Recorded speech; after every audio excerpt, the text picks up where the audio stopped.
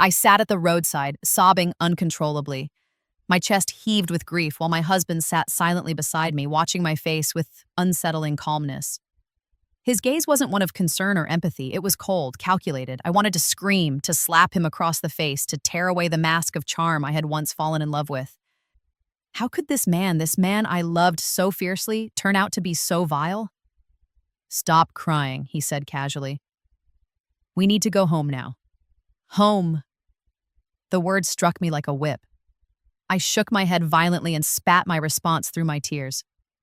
"I'm not going anywhere with a deceiver like you." He exhaled deeply as if my pain was nothing but an inconvenience. "I never forced you to marry me," he replied coolly. "You chose this. You promised to love me. You said you'd follow me through everything, and now when I ask you to perform a simple ritual, you act like I've betrayed you?" I stared at him in disbelief, my heart pounding. "You call this a simple ritual?" I snapped. My voice shook as the weight of the situation threatened to choke me. "You want me to please your father?" I couldn't even complete the sentence. The words themselves were too filthy to leave my mouth. My tears returned, heavier than before. The shame, the betrayal, the horror, it all flooded me at once. But my husband, he didn't even flinch. "You don't have a choice anymore," he said coldly. "Let's go, now." He reached out and grabbed my wrist, trying to pull me to my feet. My body resisted, but my heart hurt more than my limbs. I stared at the face I had once adored, the very face that had lit up my university world, back when life was filled with innocent dreams and foolish hope. Islamabad. That was where I had first seen him. His sharp features and confident charm had mesmerized me the moment our eyes met. I hadn't cared about his background, his culture, or even the fact that he wasn't from my community. I was blinded by love, young, reckless love. That day had been the first day of university. I was wandering the hallway trying to find my class when a group of boys called out to me. I hesitated, unsure, but the girl beside me whispered, "Just go. If you ignore them now, they'll bother you all year." I sighed and walked toward the group. That's when I saw him, Edisham. He smiled at me with the kind of smile that made the world fade away. Our eyes locked. In that very moment, I lost my heart. Little did I know that heart would one day be shattered by the very man who held it so tightly. Back then, I wasn't a naive girl who easily fell for anyone. I had never even looked at a boy twice. My life had always been disciplined, focused, structured. But Ehtisham was different. There was something about him, something that pulled me in like a magnet. No matter how much I tried to resist, I found myself constantly drawn toward him. He had this strange pull, an effortless charm, and it became harder and harder to ignore. Slowly, I started creating moments just to be near him. I would walk past the cafeteria where he usually sat. I would linger in the hallway longer than necessary if I knew he'd be there. My friends noticed, of course, and they never missed a chance to tease me about it. "You've got it bad," one of them would giggle. "He's not even your type." But I didn't care. Their words didn't matter. All I wanted was to see him, even if from a distance.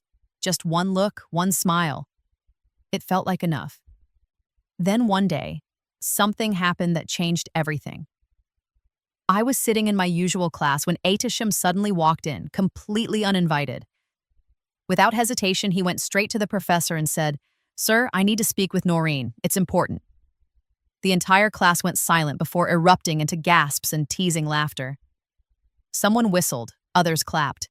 The professor looked amused and raised an eyebrow. "Everything okay, Ehtisham?" he asked, grinning. "Everything was fine," he replied, his eyes locked on me. "But then I met her." He winked at the professor. The room exploded in more cheers and laughter. I felt my cheeks flush with embarrassment and nervousness. This was too public. My entire body froze. I wasn't used to attention, especially not this kind. My heart pounded as I made my way out of the room. He was standing just outside, his eyes warm, his smile confident. "What's the point of staring at me from behind walls?" he said playfully. "If you want to look at me, do it properly. Let me know how deep your feelings are." I stood there, speechless. I hadn't realized he had noticed. And not just noticed, he knew everything. My lingering glances, my awkward presence near him, my silent infatuation. And to make things worse, he said the entire university knew. Tears welled up in my eyes, but before they could fall, he softened. "Don't cry," he said, stepping closer. "You're under my protection now. If any guy dares to even look at you the wrong way, tell me. I'll make sure they regret it." I looked up at him, stunned. His voice wasn't angry, it was possessive, protective. It was the first time someone had spoken to me that way. For a moment, the entire world fell silent. His presence surrounded me like a shield, and I smiled. For the first time, truly and fully. That day marked the beginning of everything. After that day, our connection deepened. We began seeing each other more frequently, often under the pretense of group study or university work. I would leave home saying I had extra classes, but in reality, I was meeting Aitisham. Those moments were like something out of a dream. With him, I felt seen, cherished, alive. He was attentive, always asking if I was okay, walking me to my bus stop, buying me snacks, sending me messages to remind me to eat. I had never experienced that kind of affection before. I was falling faster than I ever thought possible, and I didn't want to stop. But dreams don't last forever. One day, as fate would have it, my cousin saw me with Aitisham outside a cafe. He didn't confront me, he just watched. That same evening, he went straight home and reported everything. He told my father that I was seeing a boy, and worse, he assumed from Aitisham's appearance that he was from Gilgit. My father's reaction was explosive. He stormed into my room shouting like I had committed the gravest sin imaginable. Before I could even explain, he slapped me. Again and again. The room spun. I could barely breathe. His voice shook the walls. "You've brought shame to this house," he roared. "You think I'll let you marry some Gilgiti boy? Never!" The word Gilgiti carried weight in our home. My father had a bitter history with someone from that region, his first wife, who had betrayed him. Since then, he had harbored deep prejudice against anyone associated with that area. I tried to speak between sobs. "He's not from Gilgit," I managed to say. "He's from Chitral." That made him pause, but only for a moment. His fury returned. "It doesn't matter. We don't marry outside our community. We don't mix with people whose customs and beliefs are different. Chitral, Gilgit, it's all the same to me." My words failed. My pleas were ignored. My heart felt like it had been split in two. I begged him not to do this, not to ruin my life over assumptions and boundaries I never chose. But his mind was made up. From that night forward, my life changed completely. I was no longer allowed to attend university. My phone was taken. I was monitored constantly. My home, once a place of warmth and routine, became a prison. I was cut off from the world, from Aitisham, from every ounce of hope. I tried to reason with my mother, but she dismissed me. My sister wouldn't even speak to me. Everyone looked at me like I was diseased, like I had ruined the family's honor. I felt like I was suffocating inside my own skin. And through all this, there was only one thought haunting me every day. Was love supposed to feel like this? Trapped within the walls of my own home, I felt myself sinking deeper into despair. My days blurred together. Silent meals, cold stares, and a heavy sense of isolation that never left. I had no access to the outside world. No phone, no friends. It was as though I had ceased to exist beyond the walls of our home. But one afternoon, an opportunity came. I managed to borrow a phone from a close friend. With trembling fingers, I dialed Aitisham's number. He picked up almost immediately. "Where have you been?" he said breathlessly. "Why haven't you been to university? Do you have any idea how worried I've been?" Hearing the concern in his voice shattered whatever emotional walls I had left. I broke into tears. He fell silent for a few moments, then spoke again, this time gently. "Don't cry, just tell me what's going on." I told him everything. About my cousin, my father's rage, the beatings, the confinement, the threats of marriage to someone else. When I finished, there was a long silence on the other end. I could almost feel his breath through the phone. "They're never going to let us be together," he finally said. His words hit like a knife. "Don't say that," I cried. "Please, don't give up on me. I can't live without you.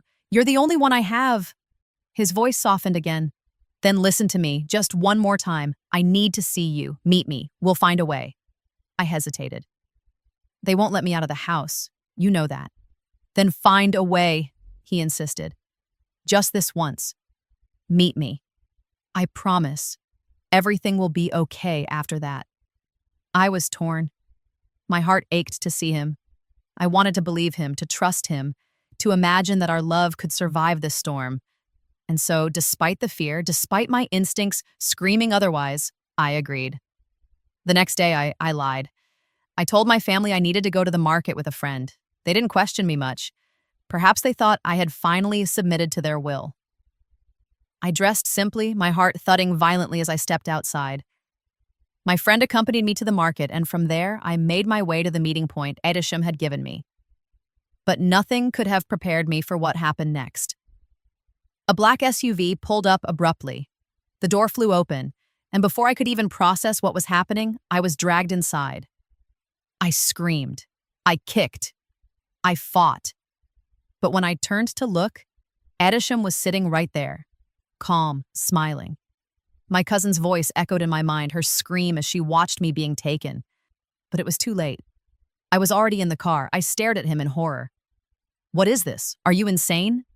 He only smiled wider. "I didn't do anything wrong. I just took what's mine."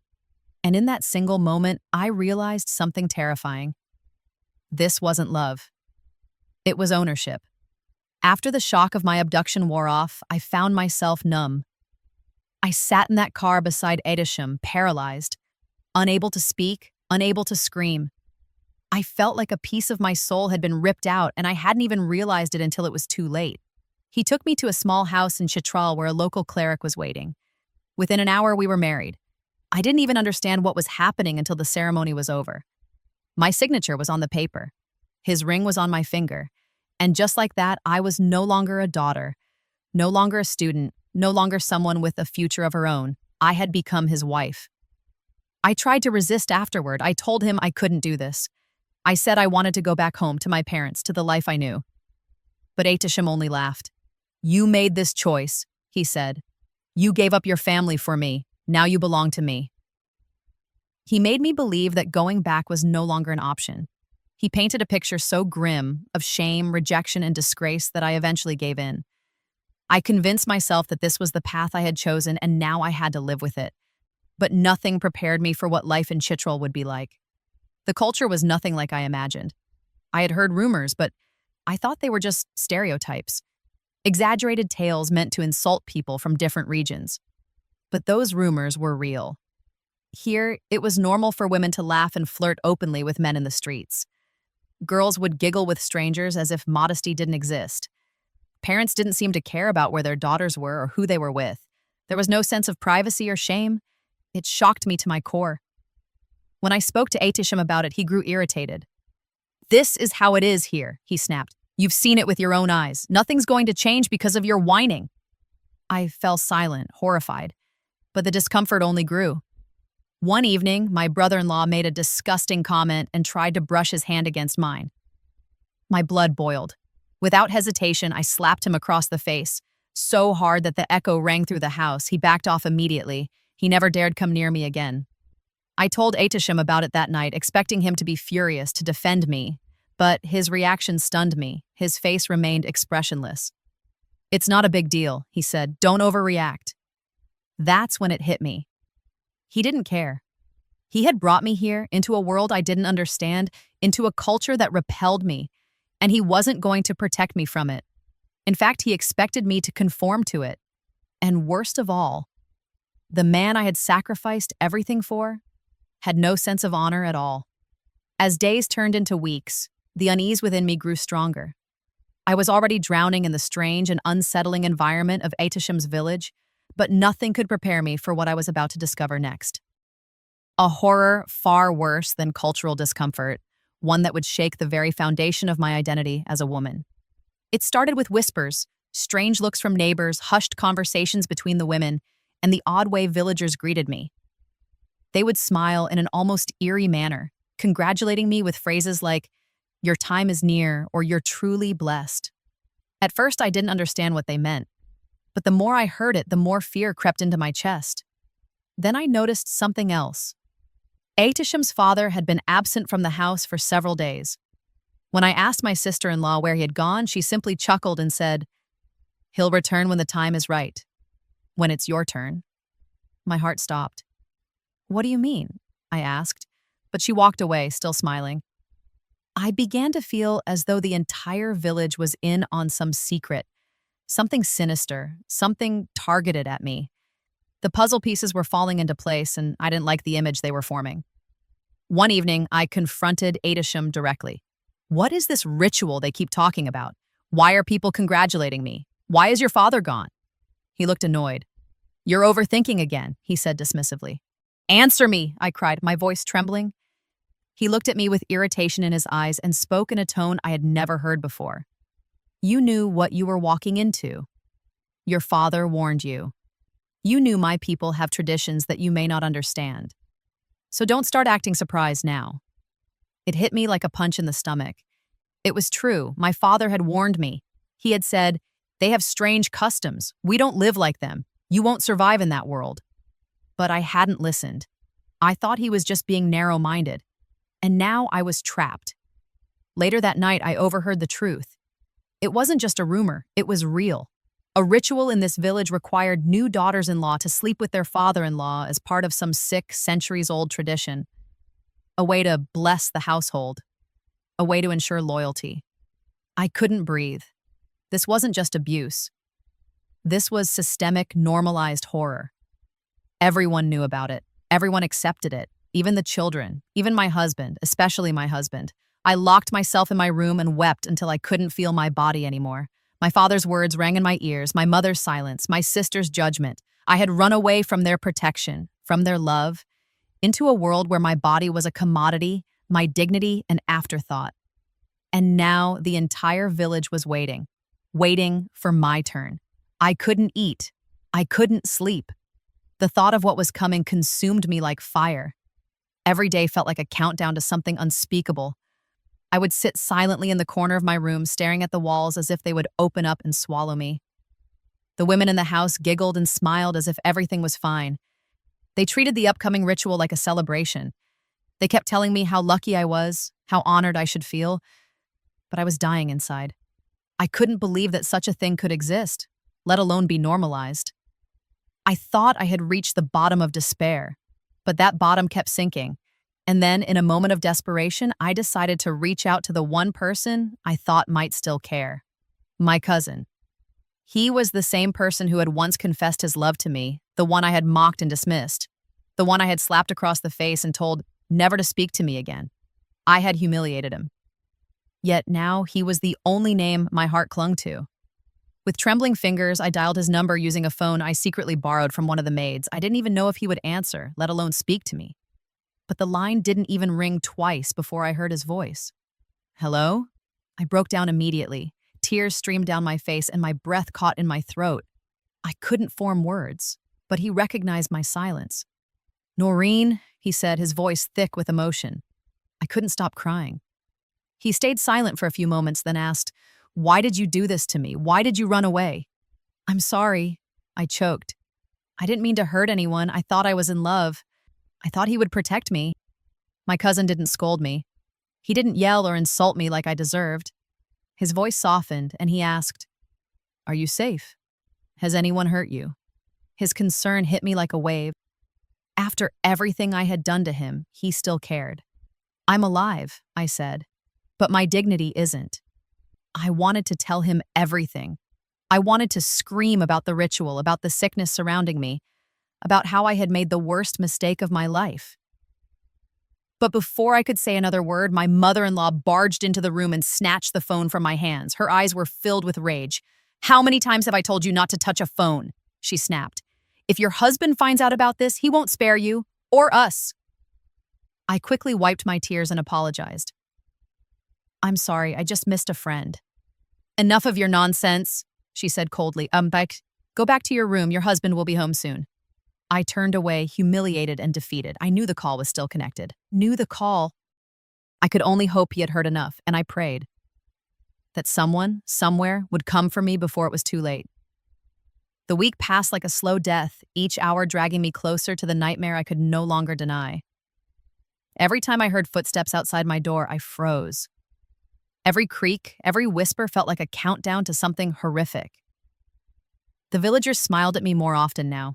Women continued to offer their congratulations as though I were about to receive some divine blessing instead of being forced into something degrading and vile. Then came the night before the ritual. I couldn't breathe. My chest tightened, my palms were damp with sweat, and a dizziness spread through my body like poison. I sat alone in the courtyard under the black sky, hoping that maybe the stars could hear me, that maybe the wind would carry my pain far away to someone who still remembered me as human. Suddenly, something inside me snapped. Without thinking, I got up and ran. I didn't know where I was going. I didn't even know if I'd make it past the village gate. My legs moved faster than my thoughts, my heart pounding so hard it felt like it would break through my ribs. Then it happened. I tripped. My foot caught on a loose stone and I fell, hitting the hard dirt road with a force that rattled my bones. My head struck the ground. Everything went dark. When I opened my eyes, daylight had arrived. The sky was blue now, not black. My face was caked in dust. My body ached. I slowly sat up, disoriented, only to realize I was still near the road, barely a mile from the house. Then I saw him. Aytisham. He was sitting just a few feet away, watching me. He didn't look concerned. He didn't run to me. He just sat there, calm and quiet, as if waiting for his property to wake up.